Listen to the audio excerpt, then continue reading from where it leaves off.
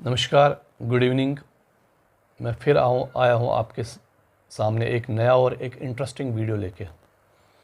आज का मेरा टॉपिक है importance of spirituality in our lives. आम लोग ज़्यादातर रिलीजन और स्पिरिचुअलिटी को जोड़ते हैं, जबकि रिलीजन एक टोटली डिफरेंट टर्म है और स्पिरिचुअलिटी एक ब्रॉडर और डिफरेंट टर्म है।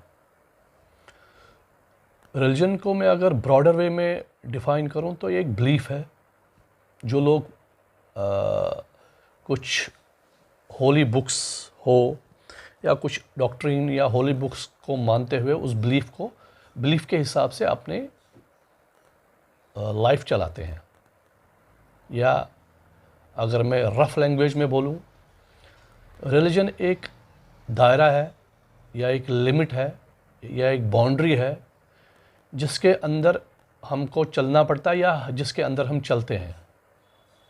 और हमारे अंदर एक फियर होता है, गॉड फियर जिसको बोलते हैं हम, गॉड फियरिंग हम बन जाते हैं।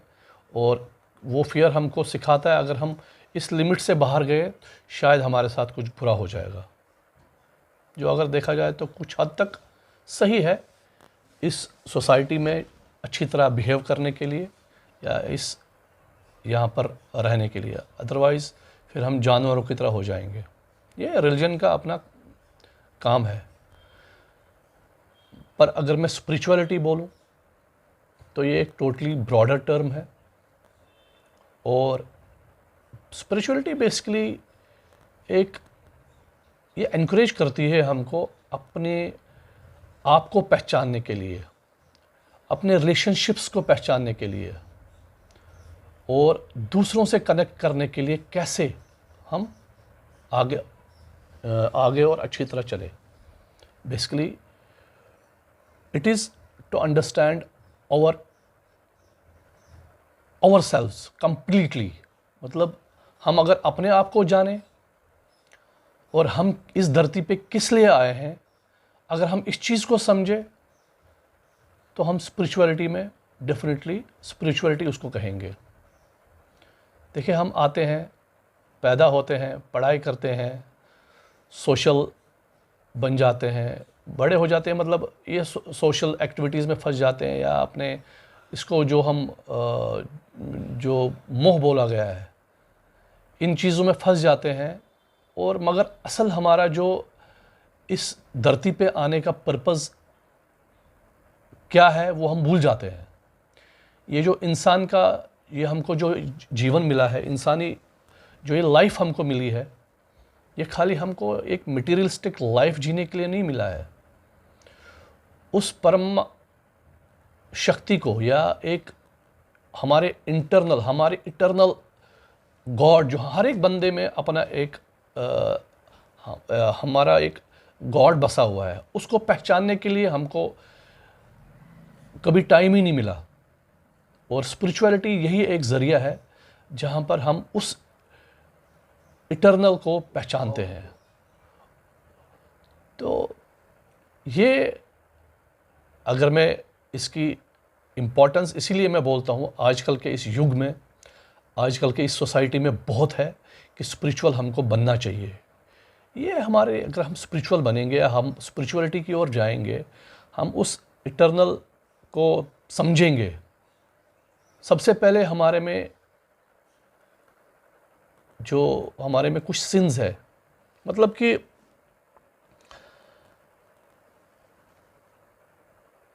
हम उस स्पिरिचुअलिटी की वजह से हमारे में जो कुछ सिंस है, जो सोशल सिंस मैं बोल सकता हूँ। सिंस अगर देखा जाए, ईगो को सबसे बड़ा सिन माना गया है। दूसरों के साथ घृणा, द्वेष, ये सिन है। अगर हम इन चीज़ों को ख़त्म करें, डेफिनेटली हम स्वयं को पहचानेंगे, स्वयं को जानेंगे।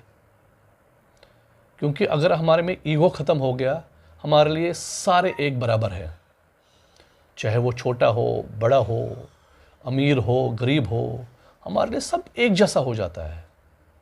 मगर ये नॉर्मल आदमी कर नहीं पाता है, क्योंकि हम सामाजिक बंधनों में फंस जाते हैं और स्ट्रेस से अपनी ज़िंदगी को ख़राब करते हैं। और इसीलिए मैं बोलता हूँ, अगर हमको अपनी लाइफ स्ट्रेस फ्री जीनी है तो स्पिरिचुअलिटी एक मात्र या एक बहुत बड़ा रीज़न है कि हमको स्पिरिचुअलिटी की ओर जाना चाहिए। हमारे हिंदू धर्म में स्पिरिचुअलिटी के कुछ पाथ बोले गए हैं या कुछ ज़रिए हमारी कुछ पाथ्स दिए गए हैं, मतलब कि जिसकी वजह से हम स्पिरिचुअलिटी की ओर बढ़ सकते हैं। मेनली 3 पाथ्स है या योगाज है। उनमें से सबसे पहला है कर्म योगा या पाथ ऑफ कर्मा। दूसरा है भक्ति योगा या भक्ति से हम स्पिरिचुअलिटी में जा सकते हैं। सबसे पहला तो कर्म है, कर्म करके हम स्पिरिचुअलिटी की ओर जा सकते हैं। ये ब्रॉडर टर्म है, मैं आपको थोड़ा सा मेन बता रहा हूँ। कर्म योगा, कर्म द पाथ ऑफ कर्मा, उसकी वजह से हम आगे बढ़ते हैं और स्पिरिचुअलिटी की ओर जा सकते हैं। दूसरा है भक्ति और तीसरा है अपना जनना योगा, जन योगा या the path of acquiring knowledge. ये मेन 3 पाथ्स है जिनकी वजह से हम स्पिरिचुअलिटी की ओर जा सकते हैं। चौथा भी कई फिलोसफर्स ने या कुछ मैं समझदार लोगों ने बोला है। 4th योगा भी है, 4th पाथ भी है, दैट इज़ मेडिटेशन। और जबकि हमारे हिंदू धर्म में पहले 3 को ही मेन पाथ्स बोला गया है या योगास बोला गया है, मगर मैं अगर देखूं तो आजकल के इस सोसाइटी और इस युग के हिसाब से 4th ही सबसे इम्पॉर्टेंट है। मेडिटेशन ही एक बहुत बड़ा पाथ है जो हमको स्पिरिचुअलिटी में अच्छी तरह ले सकता है, स्पिरिचुअलिटी की ओर अच्छी तरह बढ़ा सकता है।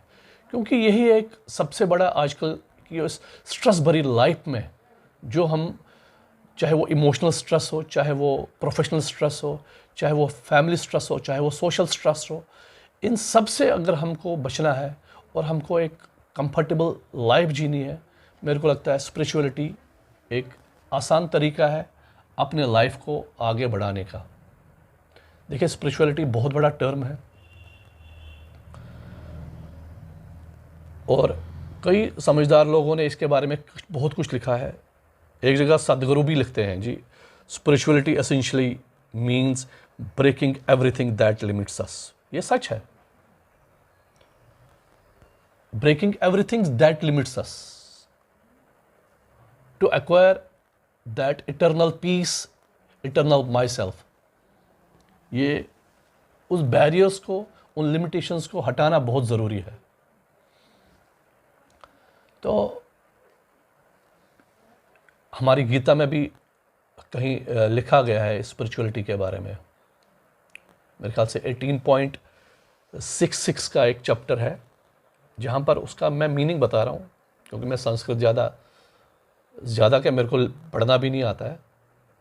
तो उसका मीनिंग जो है मैंने नोट करके रखा है, जो बोलता है, abandon all nature of body, mind and intellect and abide as the self. Let the self be your sole refuge. You will be liberated from all sins and thus liberated. ये सही कहा इन्होंने। अगर हम अपने उस इंटेलेक्ट को, उस बॉडी को भूलें और अपने उस सेल्फ को पहचाने, तो हम लिबरेट हो जाएंगे। वो सिंस जो मैंने पहले भी कुछ बोला था आपको, सिंस मतलब जो ईगो हो या दूसरे के लिए द्वेष हो या ईर्ष्या हो, ये सारे सिंस ही है। अगर ये सारे हम ख़त्म हो जाएंगे तो हम लिबरेट हो जाएंगे इन स्पिरिचुअलिटी की वजह से। ये गीता बोलती है। तो मेरे ख्याल से आजकल के इस युग में स्पिरिचुअलिटी की बहुत इम्पोर्टेंस है, और जितना हो सके हमको कोशिश करनी चाहिए, जितना कि अगर किसी को मौका मिलता है। ये इसका मतलब ये नहीं कि हम अपने जो इस लाइफ में हमारे रिस्पॉन्सिबिलिटी से उसको भूल जाए, क्योंकि मैंने आपको बोला कि कर्म योगा भी एक पाथ है स्पिरिचुअलिटी की ओर। दैट मीन्स जिस रिस्पॉन्सिबिलिटी, जिस कर्म के लिए हमको, जो हमको कर्म करने हैं वो तो करने ही है, उनमें हमको एक सोशल कर्मा भी आता है। मगर बस हमको उसी चीज़ में नहीं रहना है कि हम फैमिली में ही रह जाए, पर हमको अपना पर्पज़, हम इस लाइफ जो हमको दी गई है इसका एक्चुअल पर्पज़ क्या है उसको समझना भी बहुत ज़रूरी है। मेरे ख्याल से थोड़ा सा जो मैंने आपको बताया, आप मेरे से इस चीज़ों में एग्री करते हैं, तो मैं आज इतना ही बोल के इस वीडियो को क्लोज़ करता हूँ। होप कि आपको ये वीडियो अच्छा लगे, और अगर अच्छा लगे तो डेफिनेटली शेयर करें, लाइक करें, और अपने जानने वालों को, अपने जिनसे आप प्यार करते हो उनको फॉरवर्ड भी करें। Thank you very much, love you all, good night.